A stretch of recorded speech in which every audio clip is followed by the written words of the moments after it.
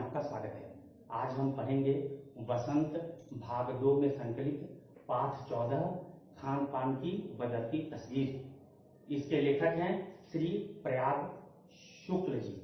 यहाँ शुक्ल जी यह बताना चाहते हैं कि किस तरह से आज हमारे खान पान में नई चीजें जुड़ गई हैं। हमारा खान पान किस तरह से आज से 15-20 वर्ष पूर्व जैसा होता था आज वैसा नहीं रह गया है। आज हमारे खान पान में किस तरह की विविधता आ गई है, खान पान की विविधता की संस्कृति बन गई है। किस तरह से हमारे घरों में खान पान में नए प्रयोग होते हैं। हम केवल अपने स्थानीय व्यंजनों का ही लुत्फ नहीं उठा पा रहे, बल्कि हम देसी विदेशी व्यंजनों का भी लुत्फ उठा पा रहे हैं। दूसरे राज्यों के व्यंजन के बनाने की विधि भी जानते हैं और उनका स्वाद भी हमें पता चल गया है। यही है खान पान की बदलती तस्वीर, खान पान के रूप में राष्ट्रीय एकता। तो सबसे पहले मैं आपसे यह पूछता हूं कि आप अपने घरों में अनेक व्यंजनों का स्वाद लेते हैं। आप में से कोई गुजराती है, कोई मराठी है, कोई पंजाबी है, कोई उत्तर प्रदेश का है, कोई बिहार का रहने वाला है, कोई उड़ीसा का है, कोई दक्षिण भारत का रहने वाला है, चाहे वो केरल का हो, तमिलनाडु का हो, आंध्र प्रदेश का हो, कर्नाटक का हो। आप सब अलग अलग प्रांत के हैं और सभी के घरों में रसोई बनती है। और जब आपके घरों में रसोई बनती है तो आपके यहाँ आपका स्थानीय व्यंजन बनता ही है। अगर कोई उत्तर प्रदेश का रहने वाला है तो दाल, रोटी और साग। कोई पंजाब का रहने वाला है तो मक्के की रोटी और सरसों की साग। इसी तरह यदि दक्षिण भारत का रहने वाला है तो दक्षिण भारत इडली, डोसा, सांभर ये सब बनता ही है। इसके अलावा भी दूसरे प्रांत के भी व्यंजन बनते हैं। पंजाब के वाले के यहाँ पंजाबी व्यंजन के अलावा दक्षिण भारतीय व्यंजन भी बनता है। इतना ही नहीं, उसके यहाँ तो चीनी व्यंजन, चाउमीन और मंचूरियन भी बनता है। अमेरिकन व्यंजन, पिज्जा और बर्गर भी बनता है। तो इस तरह से सभी के घरों में देसी विदेशी पकवान बनते हैं और आप उसका स्वाद लेते हैं। उसी प्रकार आप स्कूल में पढ़ते हैं। जिन स्कूलों में मेस की सुविधा नहीं है वे अपने घरों से टिफिन लेकर आते हैं। जब दोपहर के समय जब खाने की छुट्टी होती है उस समय आप सभी बच्चे, आप में कोई गुजराती है, मराठी है, पंजाबी है, तो सारे बच्चे जब दोपहर के भोजन के समय अपना टिफिन खोलते हैं तो एक खुशबू निकलती है। ये खुशबू क्या है? विभिन्न प्रकार के पकवानों की खुशबू है। उस खुशबू में पंजाबी पकवान है, दक्षिण भारतीय पकवान है, गुजराती पकवान है, सभी पकवानों की खुशबू निकलती है और आप सभी पकवानों का स्वाद एक दूसरे मित्रों से उनके व्यंजन को लेकर आप प्राप्त कर लेते हैं। तो यह है खान पान की बदलती तस्वीर। शुक्ल जी यह भी बताना चाहते हैं कि खान पान की यह बदलती तस्वीर 15-20 वर्षों की देन है। यानी उससे पहले लोगों के घरों में स्थानीय व्यंजन ही बना करता था, लेकिन लोग धीरे धीरे जागरूक हुए और एक दूसरे प्रांत के व्यंजनों को उन्होंने जानना प्रारंभ कर दिया। आज सभी घरों में हम गुजरात का ढोकला और गाठिया, इसी तरह दक्षिण भारत के इडली, डोसा, सांभर, पंजाब का मक्के की रोटी और सरसों की साग, उत्तर भारत का रोटी, दाल, साग, इसी तरह बंगाल की रसभरी या रसगुल्ले और दिल्ली के छोले भटूरे और मुंबई की पाव भाजी का स्वाद हम ले सकते हैं। अब तो ढाबा संस्कृति पूरे देश में फैल गई है। यह ढाबा संस्कृति उत्तर भारत की देन है। ढाबा संस्कृति यानी सड़क के किनारे होटल बना दिए जाते हैं और उन होटलों में विभिन्न प्रकार के पकवान मिलते हैं। ज्यादातर वे पकवान उत्तर भारतीय होते हैं और यह उत्तर भारतीय पकवान अब दक्षिण भारत में, पश्चिम भारत में, उत्तर भारत में और पूर्व भारत में फैल गए हैं, क्योंकि ढाबा हर जगह खुला हुआ है और ढाबा खुल जाने के कारण ये पकवान स्थानीय लोगों को भी सहजता से उपलब्ध हो जा रहा है और स्थानीय लोग भी इन ढाबों के पकवानों के बनाने की विधि भी जानते हैं। और यही कारण है कि अब भारत के हर क्षेत्र में उत्तर भारतीय पकवान भी बनने लगे हैं और उत्तर भारत में भारत के अन्य क्षेत्रों के भी पकवान घरों में बनने लगे हैं और सभी को सभी राज्यों के पकवान का स्वाद अब मिलने लगा है। यहाँ लेखक यह बताना चाहते हैं कि अब फास्ट फूड का प्रचलन भी हो गया है। पैकेट बंद फास्ट फूड, यानी घरों में हम पकवान व्यंजन बनाते हैं, लेकिन समय की कमी और महंगाई के कारण अब वैसे गुणवत्तापूर्ण पकवान नहीं बन पाते। लोग कामकाजी हो गए हैं, इसलिए अब फास्ट फूड पर निर्भर करते हैं, यानी जल्दी तैयार हो जाने वाला पकवान जो जल्दी तैयार हो जाता है। इसी तरह पैकेट बंद नूडल्स भी आ गए हैं। पहले जो नूडल्स बड़े साहबों के घरों में मिला करते थे, बड़े सम्भ्रांत घरों में मिला करते थे, अब वे सारे पकवान, वे सारे नूडल्स, पैकेट बंद नूडल्स अब आम लोगों को भी उपलब्ध हो गए हैं।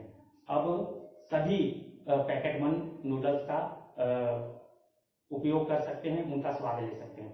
2 मिनट्स नूडल्स की अवधारणा अब पूरे भारत में व्याप्त हो गई है। अब हर जगह 2 मिनट में बनने वाले नूडल्स उपलब्ध हो गए हैं। आप विज्ञापनों में भी देखते होंगे कि 2 मिनट में तैयार होने वाले नूडल्स की चर्चा होती रहती है। उनमें मैगी का प्रचार आपने देखा होगा। उसी तरह पैकेट बंद जो नूडल्स हैं उसमें आलू चिप्स की भी का बड़ा विज्ञापन किया जाता है। जो आलू चिप्स हम अपने घरों में बना सकते थे, कुछ लोग बनाते भी हैं, वे अब समय की कमी के कारण घरों में नहीं बन पाता, लेकिन वे नूडल्स, वे आलू चिप्स पैकेट बंद रूप में बाजारों में उपलब्ध हैं। हम जब चाहें उन्हें खरीदकर उसका स्वाद ले सकते हैं। इसी तरह लेखक यह बताना चाहते हैं कि हम केवल देसी व्यंजनों का ही लुत्फ नहीं उठा पा रहे, हम देसी व्यंजनों का ही स्वाद नहीं ले पा रहे, अपने प्रांतीय व्यंजनों के विषय में ही नहीं जानते, बल्कि अब हम तो विदेशी व्यंजनों के विषय में जानते हैं। आज जो चाइनीज व्यंजन है, जिनमें चाउमीन है, मंचूरियन है, यह चीन का व्यंजन है, लेकिन आज पूरा भारत इसको जानता है। भारत के कस्बे तक में रहने वाले लोग इस विदेशी व्यंजन के विषय में जानते हैं, इसका स्वाद लेते हैं। इसी तरह अमेरिकन व्यंजन है, पिज्जा, बर्गर है, इसके विषय में भी हम सब जानते हैं और आज गली मोहल्लों में भी पिज्जा, बर्गर मिलने लगा है। और एक और व्यंजन रहा है, वह है ब्रेड, जिसे हम पाव रोटी कहते हैं। ब्रेड पहले साहबी ठिकानों में मिला करते थे, यानी साहबी लोगों का, जो बड़े लोग होते थे, साहब होते थे, उन्हीं का ही व्यंजन होता था ब्रेड। लेकिन आज भारत के प्रत्येक घर में सुबह के नाश्ते में ब्रेड को तला और भुना जाता है और यह नाश्ते के रूप में इसका उपयोग किया जाता है। तो इस तरह से ब्रेड जो कभी साहबी ठिकानों में मिला करता था, आज वह भारत के प्रत्येक घर में पहुंच गया है। लेखक यह भी बतलाना चाहते हैं कि पहले आगरा के पेठे और मथुरा के पेड़े बड़े ही स्वादिष्ट हुआ करते थे, गुणवत्तापूर्ण होते थे, लेकिन आज उनके गुणवत्ता में भी कमी आ गई है, अब उनमें वह स्वाद नहीं रहा।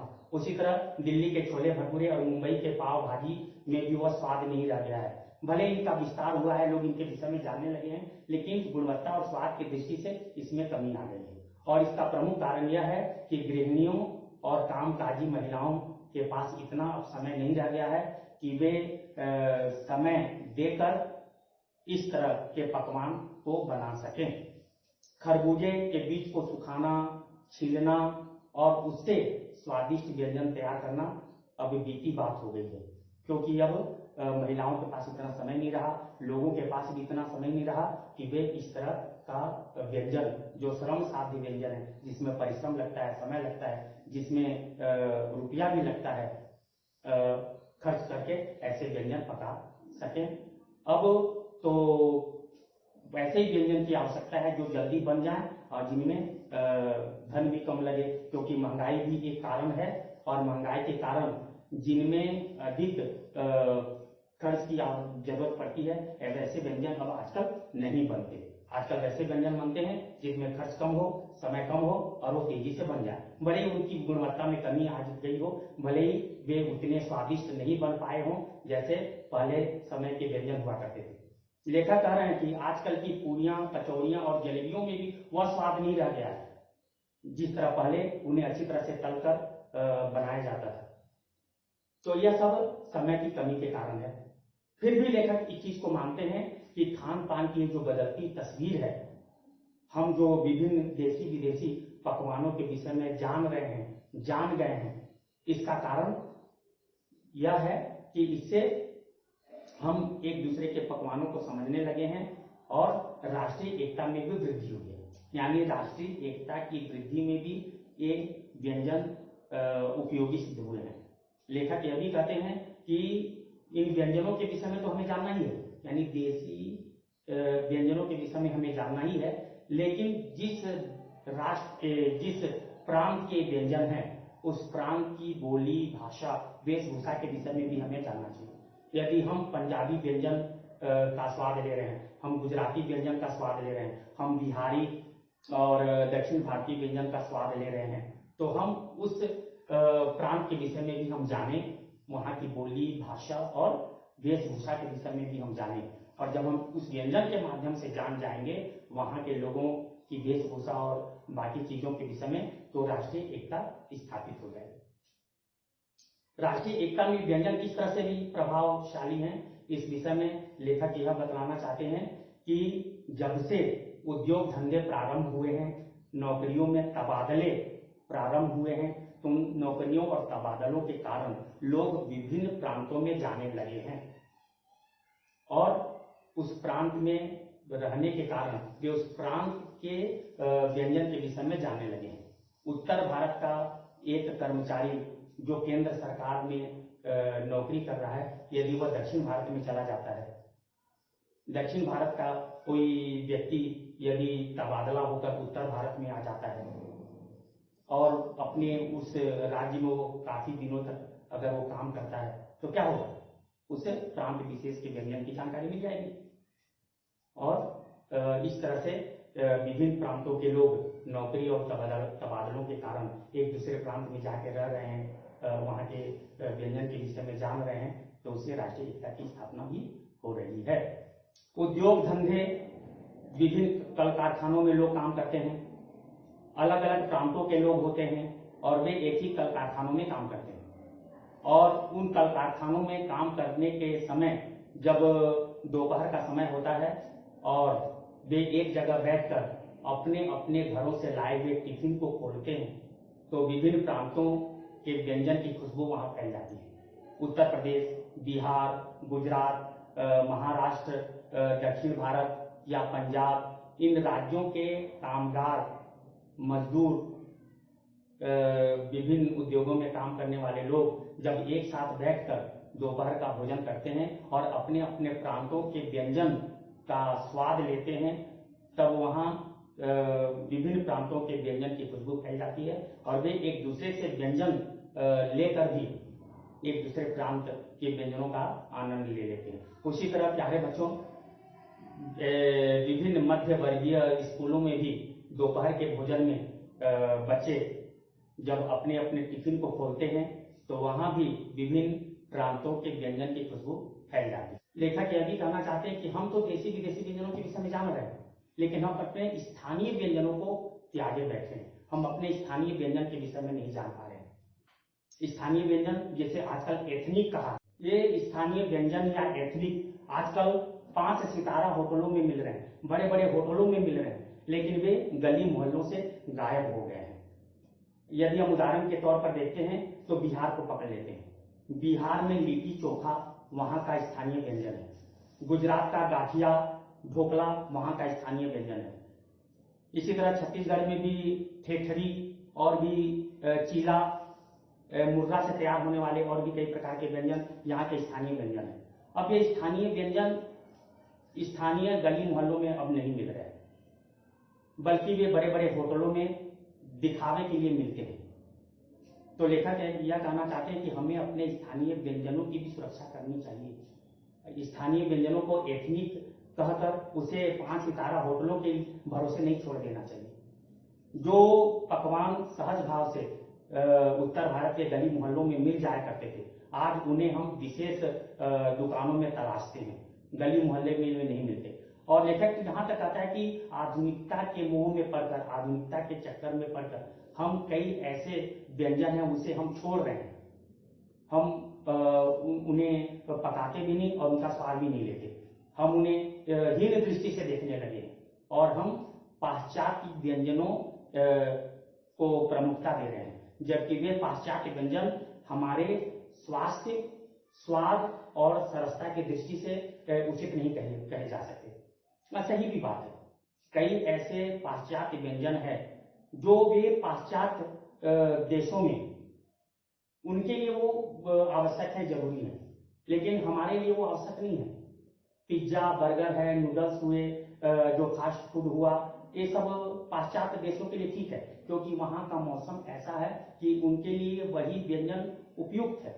लेकिन हमारा जिस तरह का देश है, जिस तरह का हम शीतोष्ण अंचल में रहते हैं, ऐसे क्षेत्रों में वहां का व्यंजन हमारे स्वास्थ्य की दृष्टि से, स्वाद की दृष्टि से और सरसता की दृष्टि से उपयोगी नहीं हो सकता। हम पिज्जा, बर्गर, चाउमीन और बाकी जितने प्रकार के जो विदेशी व्यंजन हैं वे हमारे लिए उपयुक्त नहीं कहे जा सकते। लेखक यह भी कहते हैं कि खान पान की मिश्रित संस्कृति के कारण हम व्यंजन का सही और वास्तविक स्वाद भी नहीं ले पा रहे हैं। हम किसी प्रीति भोज में जाते हैं, किसी समारोह में जाते हैं और आप देखे होंगे वहां पे अनेकों प्रकार के व्यंजन वहां रखे रहते हैं। विदेशी व्यंजन भी वहां होते हैं और विदेशी व्यंजन भी वहां रखे होते हैं। और हम जब उन प्रीति भोजों में, समारोह में जाते हैं तो हम अपने प्लेट में प्रायः सभी व्यंजनों को परोस लेते हैं। उन व्यंजनों में कई व्यंजन ऐसे भी होते हैं जो विपरीत प्रकृति वाले होते हैं, यानी उन व्यंजनों को अगर एक साथ अगर हम भोजन कर लें तो वे हमारे शरीर के लिए हानिकारक भी हो सकते हैं। खट्टा, मीठा, तीखा, इस तरह से कई व्यंजन वहां पे परोसे होते हैं और उन व्यंजनों को जब हम ग्रहण करते हैं तो हमारे शरीर के लिए हानिकारक होते हैं और हम उन व्यंजनों का स्वाद भी नहीं ले पाते, क्योंकि सारे व्यंजनों को एक साथ हम प्लेट में परोस लेते हैं, एक साथ उन्हें हम ग्रहण कर लेते हैं और इसका यह दुष्परिणाम होता है कि हम स्वाद तो लेते भी नहीं और वे हमारे शरीर के लिए हानिकारक भी हो जाते हैं। तो लेखक यह कहना चाहते हैं कि ये खान पान की ये जो तस्वीर है, इस तस्वीर के कारण, इस खान पान की संस्कृति के कारण हमें अनेकों प्रकार के व्यंजन को जानने, पहचानने, चुनने का अवसर मिला है। हमें चाहिए कि उन व्यंजनों को जाने, समझें, चुने और उनका वास्तविक स्वाद लें, लेकिन हम वास्तविक स्वाद नहीं ले पाते। यह हमारी कमी है और इससे स्वास्थ्य की दृष्टि से भी हमें परेशानी का सामना करना पड़ रहा है। तो प्यारे बच्चों, जब भी आप किसी पार्टी में जाएं, समारोह में जाएं, तो वहां बहुत सारे व्यंजन आपके सामने होंगे, लेकिन सारे व्यंजनों को आप एक ही प्लेट में मत ले लें, बल्कि एक एक करके उन व्यंजनों का स्वाद लें। उससे क्या होगा, आप उन व्यंजनों का स्वाद भी लेंगे और वो आपके शरीर के लिए वो लाभदायक भी होंगे। अगर एक साथ उन सारे व्यंजनों को एक ही प्लेट में लेके एक ही समय अगर उन्हें आप ग्रहण कर लेते हैं तो वह सही नहीं माना जाएगा, ऐसा लेखक प्रियांशु शुक्ल जी ने कहा है और यह वास्तव में सही भी है। लेखक यह भी कहना चाहते हैं कि खान पान की बदलती तस्वीर से बनी यह जो खान पान की संस्कृति है, यह और विस्तार होने वाली है, उसका और फैलाव होगा। विभिन्न प्रांतों के लोग और भी देसी विदेशी पकवानों के विषय में जानेंगे और यह उचित भी है और इससे राष्ट्रीय एकता की स्थापना भी होगी। हम भारत को खान पान की दृष्टि से ही सही भली भांति जान सकेंगे, एक दूसरे प्रांत के लोगों की मनोवृत्ति को समझ सकेंगे और इस तरह से राष्ट्रीय एकता एवं सद्भावना की वृद्धि होगी। तो प्यारे बच्चों, मुझे पूरा विश्वास है कि आप इस पाठ को भली भांति समझ गए होंगे। अब आप जब अपने घर जाएं और आपके घर में अगर कोई भी व्यंजन पके तो आप पता लगाएं कि वह किस प्रांत का व्यंजन है और किस विधि से वह व्यंजन पकाया जा रहा है। इससे आपको भी उस प्रांत के विषय में जानकारी मिलेगी और उस प्रांत विशेष की भाषा, बोली और वेशभूषा के विषय में भी आप जानकारी प्राप्त करें। तो मुझे पूरा विश्वास है कि इस बात को अब भली भांति समझ जाएंगे। धन्यवाद।